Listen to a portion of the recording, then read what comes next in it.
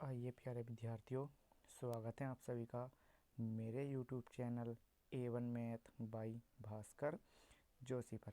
देखिए दोस्तों, मैं आपको पढ़ाने वाला हूँ कक्षा 10 का गणित बहुत ही आसान तरीक़ों से। तो देखिए दोस्तों, आप जो है मेरी वीडियो को लाइक और शेयर ज़रूर कीजिए यदि आपकी समझ में आता है तो देखिए दोस्तों, शुरू करते हैं अपनी प्रश्नावली 3.2। तो देखिए दोस्तों, प्रश्नावली 3.2 में लिखा हुआ है। देखिए दोस्तों, अगर जो आप वीडियो को बिना स्किप किए अंत तक देखते हैं तो आपकी बहुत कुछ समझ में आने वाला है, बहुत कुछ समझ में आने वाला है। देखिए दोस्तों, एग्ज़ाम की दृष्टि से मैं सिर्फ बहुत ही मोस्ट क्वेश्चंस कराने वाला हूँ आपके लिए, बहुत ही ज़्यादा मोस्ट क्वेश्चंस। ठीक है दोस्तों, तो और एग्ज़ाम हॉल में जैसे मैं आपको सवाल करा रहा हूँ, अगर आप एग्ज़ाम हॉल में इसी तरीके से सवाल को करके आते हैं तो एग्ज़ामिनर आपको पूरे में पूरे नंबर देगा। तो देखिए दोस्तों, आप मेरी वीडियो में अंत तक बने रहें और मैं आपको लास्ट में बताने वाला हूँ कि पेपर को 3 घंटे की जगह 2 घंटे में कैसे किया जाता है, और 100 नंबर का अगर पेपर है तो उसमें 90 नंबर कैसे लाए जाते हैं, मैं आपको लास्ट में बताऊंगा। आप अंत तक बने रहिएगा मेरे साथ। तो देखिए दोस्तों, प्रश्नावली 3.2 को हम शुरू करते हैं और इसमें लिखा हुआ है कि निम्न समस्याओं में रैखिक समीकरणों के युग्म बनाइए और उनके ग्राफीय विधि से हल ज्ञात कीजिए। तो देखिए, पहली बात तो हम समझ लेते हैं कि रैखिक समीकरण क्या होता है। देखिए दोस्तों, रैखिक समीकरण होता है रैखिक रैखिक समीकरण। देखिए दोस्तों, क्या होता है रैखिक समीकरण, मैं इसके बारे में आज आपको बताने वाला हूँ कि रैखिक समीकरण क्या है। तो देखो, रैखिक समीकरण वो होता है जिसमें चर की घात चर की घात चर की घात घात एक हो एक हो ठीक। ये रैखिक समीकरण का व्यंजक मैं आपको बता देता हूँ कि व्यंजक कैसे बनता है। रैखिक समीकरण का एक व्यंजक होता है, ठीक है, जैसे कि ए एक्स प्लस बी वाई और प्लस के सी बराबर 0। देखो, ये यहाँ पे क्या है, एक्स का गुणांक ए है और वाई का गुणांक बी है, और सी क्या है हमारा, यहाँ पे एक अचर पद है। सी क्या है यहाँ पे हमारा, एक अचर पद है। ठीक है, तो आप समझ गए ना इतनी बात कि रैखिक समीकरण क्या होती है। अब रैखिक समीकरणों को हम सोल्व करना सीखेंगे, ठीक है, और वो भी कौन सी विधि के द्वारा, ग्राफीय विधि के द्वारा। तो आइए पहले सवाल की तरफ बढ़ते हैं। एक्सरसाइज 3.2 और क्वेश्चन नंबर पहला देखिएगा, पहले का पहला पार्ट। देखो किस तरीके से सवाल ने कहा है। सवाल कहता है, सवाल को दोस्तों करने से पहले कम से कम आप 2 या 3 बार पढ़ लीजिएगा, 2 या 3 बार अच्छी तरीके से पढ़ लीजिए। इससे क्या होता है कि हम सवाल की लैंग्वेज को समझ पाते हैं, यानी कि सवाल की भाषा को हम समझ पाते हैं। ठीक है, तो देखो क्या लिखा हुआ कि कक्षा 10 के 10 विद्यार्थियों ने एक गणित की पहली प्रतियोगिता में भाग लिया। यदि लड़कियों की संख्या लड़कों की संख्या से 4 अधिक हो तो प्रतियोगिता में भाग लिए गए लड़कों और लड़कियों की संख्या ज्ञात कीजिए। उसने हमसे कहा है कि लड़कों और लड़कियों की संख्या ज्ञात करनी है। ठीक है, तो देखो दोस्तों, सवाल करने के लिए करना क्या है प्यारे विद्यार्थियों, सबसे पहले लड़कों और लड़कियों की संख्या को मान लीजिए। ठीक है, तो मैं मान लेता हूँ, माना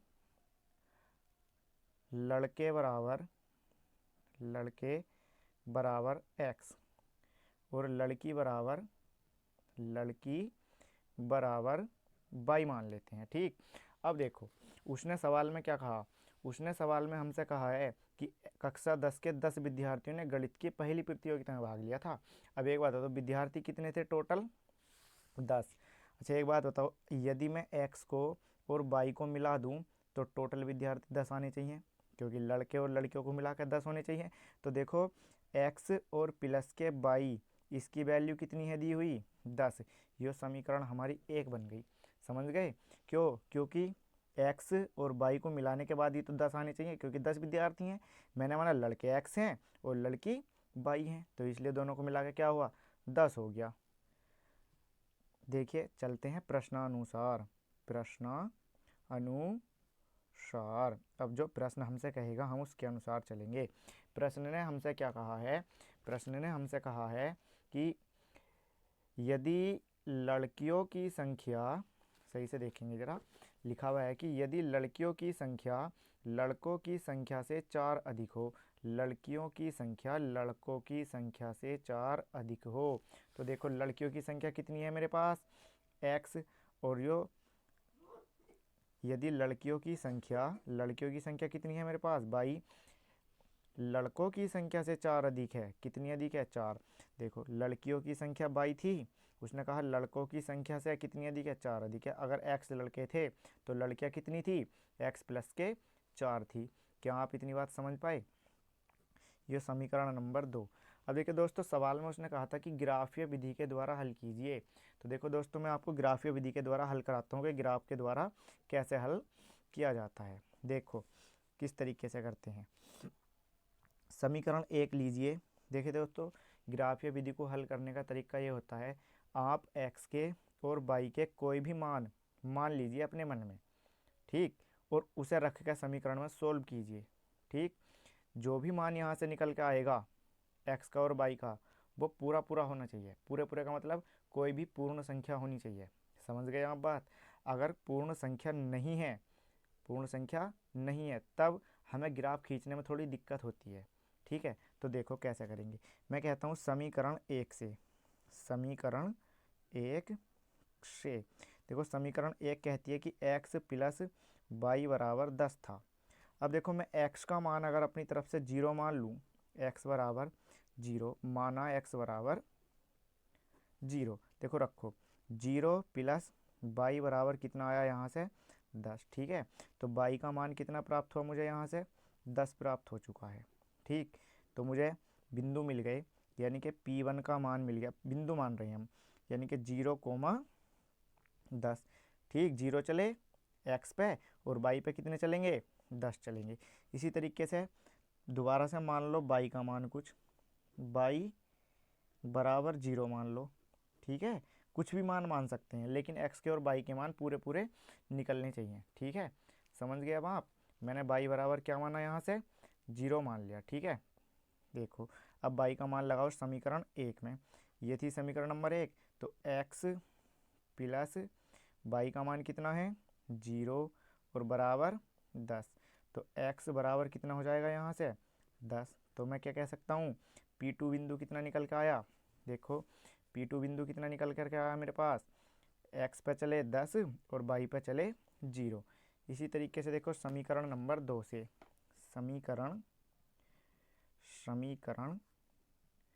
2 से दूसरी समीकरण क्या थी, दूसरी समीकरण है y बराबर x प्लस के 4। देखो y का मान कुछ भी मान लो, x का मान कुछ भी मान लो, वो आपका मन है। तो मैं यहाँ पे फिर से मान लेता हूँ कि x बराबर कितना रख दूँ 0। तो देखो y बराबर x की जगह पर 0 रख दो और प्लस के 4। तो y बराबर कितना निकल के आएगा यहाँ से 4 निकल करके आ जाएगा। ठीक, अब यहाँ से y का और कुछ मान लो, y बराबर कितना मान लो, फिर से 0 मान लो। जो आपका मन करे वो मान सकते हैं, जिससे आपको आसानी हो। ठीक है, बशर्ते x के और y के मान पूरे पूरे निकलने चाहिए। ठीक, तो y की जगह पे 0 लगाओ, 0 बराबर x प्लस के 4। इसे इधर उठा के ले आओ, बराबर से इधर है ना, प्लस में है, तो x का मान कितना हो जाएगा माइनस के 4। ठीक है, देखो इसके बिंदु कौन से आए थे, Q1 मान लो, Q1 का मान कितना आया था 0,4 और Q2 का मान कितना हो गया, देखो x पे कितने चले माइनस के 4 और y पे कितने चले 0। ये निकल के आ गए इसके मान। अब देखिए दोस्तों ग्राफ खींचते हैं हम इसका ग्राफ बता देता हूँ कि ग्राफ कैसे बनाते हैं। देखिए दोस्तों मेरे पास फ़िलहाल कोई ग्राफ पेपर अवेलेबल है नहीं, वरना मैं आपको ग्राफ खींच के दिखाता, लेकिन अभी फ़िलहाल आप ऐसे ही समझ लीजिए इसको।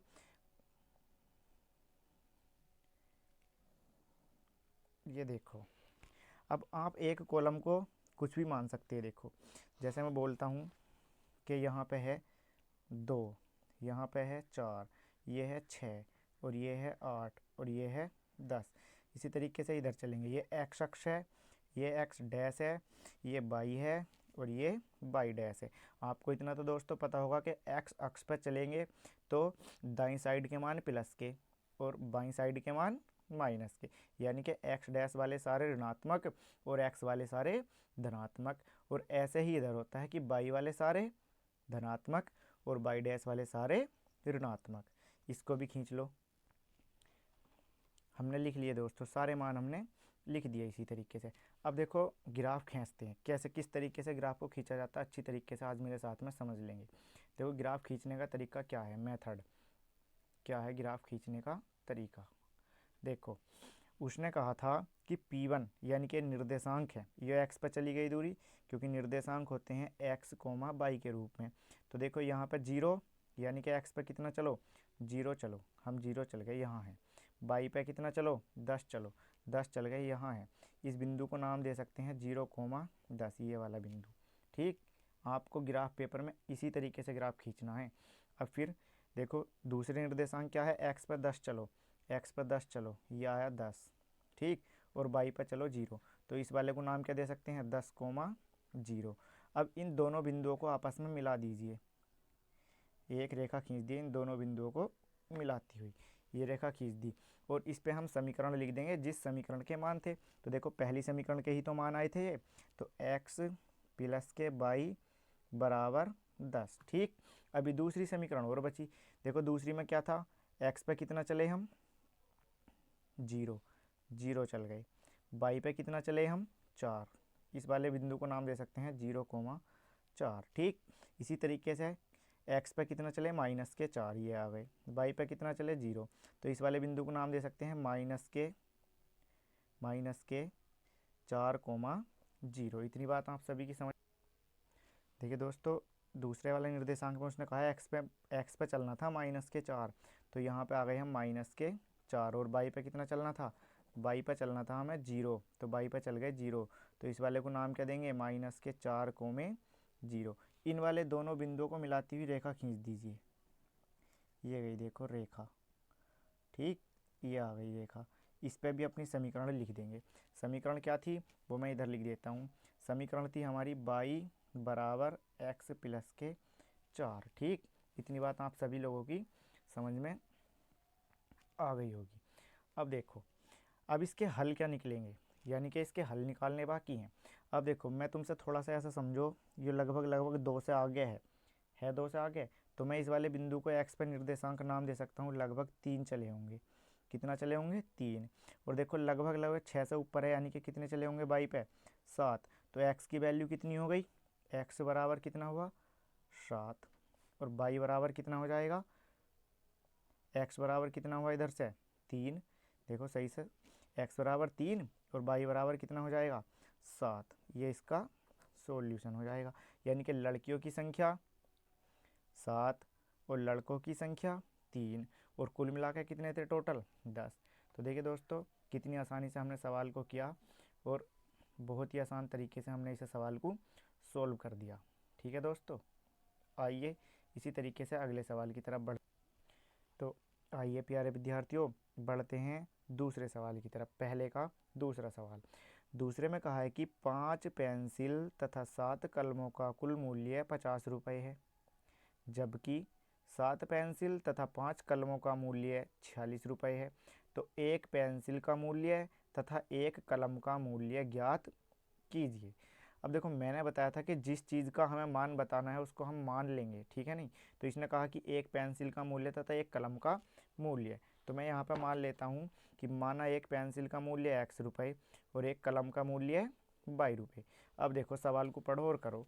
उसने कहा 5 पेंसिल का तथा 7 कलमों का मूल्य 50 रुपये है।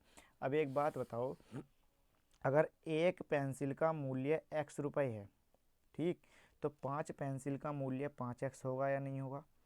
समझ गए आप इतनी बात। एक पेंसिल का मूल्य x रुपये, तो 5 पेंसिल का मूल्य 5x। इसी तरीके से प्लस उसने फिर से क्या कहा, 7 कलमों का मूल्य 7 कलमों का मूल्य।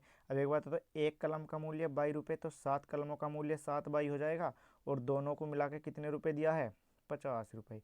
यह समीकरण नंबर 1। इसी तरीके से ये उसकी प्रथम शर्त थी। अब दूसरी शर्त में देखो उसने क्या कहा, 7 पेंसिल तथा 5 कलमों का कुल मूल्य 46 रुपये है। इसी तरीके से देखो जब एक कलम का मूल्य, पेंसिल का मूल्य है x रुपये, तो 7 का मूल्य कितना हो जाएगा 7x, प्लस एक कलम का मूल्य 22 रुपये, तो 5 का 5y बराबर टोटल कितने रुपए दिए हुए हैं 46। ये समीकरण नंबर हो गई 2। अब देखो इसे हमें ग्राफीय विधि के द्वारा हल करना है। मैंने अभी अभी आपको ग्राफीय विधि हल करनी सिखाई थी। इसी मेथड से अब हम दोबारा से सवाल को करेंगे। देखो समीकरण नंबर 1 से, समीकरण 1 से क्या है, देखो 5x प्लस के 7y बराबर 50। अब इसमें x के और y के मान मैंने बताया था अपनी तरफ से कुछ भी मान सकते हैं, ठीक है, लेकिन वहाँ पर कंडीशन ये होनी चाहिए कि x के और y के मान जो हों वो पूरे पूरे हों, ठीक है। तो मैं x बराबर मान लो 3 मान लेता हूँ कि x बराबर कितना रखा मैंने 3 रखा, ठीक है, x बराबर 3 रखा। तो 5 गुणा x की जगह पर 3 और प्लस के 7y बराबर 50। 3 पंजे कितने हो जाएंगे 15, प्लस के 7y बराबर 50। अब देखो ये बराबर से इधर लिखा हुआ है 15 प्लस का, और मैं बराबर से इधर लेके जाऊंगा तो हो जाएगा माइनस का। तो 7y बराबर 50 माइनस के 15, तो 7y बराबर कितना बचता है इधर से 35। और देखो ये इधर गुणा में है, बराबर से इधर उठा के लेके जाते हैं तो कहाँ पहुँचता है डिवाइड में। तो y बराबर 35/7 और 7 पंजे 35। तो मैं कह सकता हूँ कि y का मान मुझे कितना प्राप्त हुआ इधर से 5 प्राप्त हुआ। यानी कि P1 के निर्देशांक जो आए वो कितने आए 3,5 आ गए। इसी तरीके से अब y बराबर कुछ मान लो। अब मैं y बराबर क्या मानूँ, चलो y बराबर 0 मान लेते हैं। क्या मान लेते हैं y बराबर 0। अब देखो y की जगह पर आप 0 पुट करो तो 5x प्लस के 7 और y की जगह पर क्या लगाना था 0 बराबर 50, ठीक है। y की जगह पर 0 लगाया, 5x प्लस के 7, ठीक है नहीं, और y की जगह पे कितना मान लगा दिया 0 बराबर 50। अब देखो 5x ये तो सारा 0 हो जाएगा बराबर 50, और x बराबर अभी अभी बताया था ना मैंने, क्या ये इधर गुणा में है तो इधर जाके कहाँ पहुँचेगा यो बटे में। तो x की वैल्यू कितनी हो जाएगी 10 हो जाएगी, ठीक। x बराबर कितना हुआ 10, यानी कि P2 के निर्देशांक कुछ भी नाम दे सकते हैं आप लोग। P2 बराबर कितना हो जाएगा, x की वैल्यू थी 10 और y की थी 0, ठीक है। इस तरीके से हमें सवाल को करना है ग्राफ खींचने के लिए। आइए समीकरण नंबर 2 से, समीकरण 2 से देखो देखो दोस्तों, एग्ज़ाम हॉल में जैसे मैं आपको सोल्व करा रहा हूँ इसी तरीके से बिल्कुल सोल्व करके आना है आपको, बिल्कुल सेम इसी तरीके से, ठीक है, तभी एग्जामिनर आपको नंबर देगा। अगर आपने थोड़ी सी भी गलती की तो आपके नंबर काट लिए जाएंगे वहाँ पे, ठीक है। तो इसलिए इसी तरीके, तो दोस्तों देखिए समीकरण नंबर 2 से मान कैसे निकाल लेंगे। एक्स का कोई भी मान रखो, मैं मान लेता हूँ चलो, अगर जो मैं यहाँ पे एक बात बताओ, एक्स का मान अगर 0 रखता हूँ तो 7 0 0, 5 से 46 नहीं कटेगा। 2 रखता हूँ 7 दूनी 14, इधर जाके बात नहीं बनेगी तो भी नहीं कटेगा। 3 रखता हूँ 7 तिये 21। देखो एक्स का मान कितना रख लो, एक्स बराबर 3 रख लो, एक्स बराबर 3। देखो कैसे 7 गुणा 3 और प्लस के 5y बराबर 46, ठीक है दोस्तों। अब देखो 7 तिया कितना हुआ 21, प्लस के 5y बराबर कितना हुआ 46। 21 को इधर ले जा करके घटा दीजिए, 25 बराबर 46 माइनस के 21, तो 5y बराबर कितना बचेगा इधर से 25, और y बराबर कितना हो जाएगा 25/5, और 5 पंजे 25। तो y की वैल्यू कितनी प्राप्त हुई हमें, y की वैल्यू प्राप्त हो गई हमें 5। अब इसी तरीके से आप y बराबर कुछ मान लीजिए, y बराबर क्या माने कुछ भी जो आपका मन करे, ठीक है। चलो y बराबर कुछ भी मान लीजिए, या x बराबर ही मान लो, x बराबर पुनः कितना मान लो 8 मान लो, चलो ठीक है। देखिए दोस्तों x का मान 8 लगाओ समीकरण में, 7 गुणे 8 प्लस के 5y बराबर 46, 7 अट्ठे 56 प्लस के 5y बराबर 46। अब देखिए इधर कैसे, बराबर से इधर प्लस में है, इधर ले जाओ माइनस में हो जाएगा। 5y बराबर 46 माइनस के 56, 5y बराबर कितना बचा माइनस के 10, और 5 से कितनी बार कट जाएगा 2 बार, तो y की वैल्यू कितनी होगी माइनस के 2। इतनी बात आप सभी की समझ में आ चुकी होगी। अब मेरे पास सारे निर्देशांक है, देखो P1 का, P1 P2 का, और Q1 का निर्देशांक क्या हो सकता है, देखो 3 लिख लेंगे यहाँ पे। Q1 बराबर, देखो x पे कितना चले थे 3 और y पे कितना चले थे 5, ठीक है। इसी तरीके से Q2 के कितने हो जाएंगे, x पे 8 और y पे माइनस के 2। अब देखिए दोस्तों इसका ग्राफ खींच लेते हैं हम लोग एक बार। ग्राफ किस तरीके से खींचेंगे, देखो ग्राफ खींचने का तरीका क्या है। अभी अभी मैंने आपको ग्राफ खींचना सिखाया था, पुनः एक बार फिर से सीख लेंगे।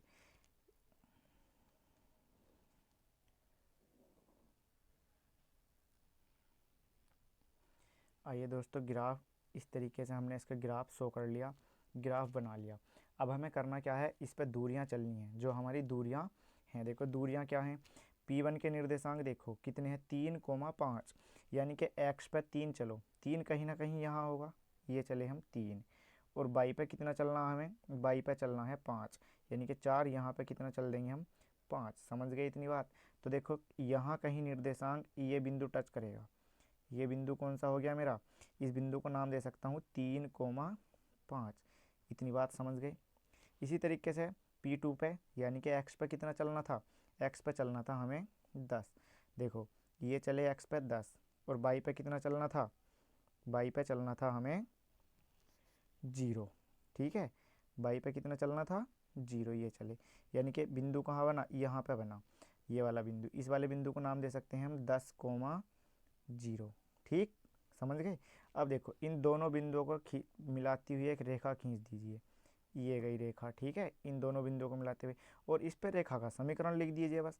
क्या थी समीकरण, 5x प्लस के 7y बराबर 50।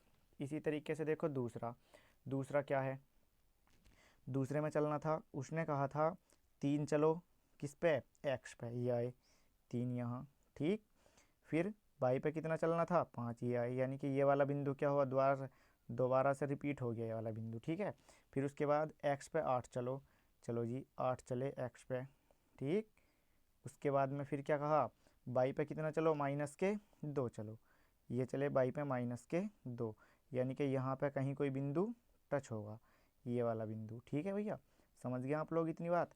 अब इन वाले दोनों बिंदुओं को आपस में टच करती हुई एक रेखा खींच दीजिए,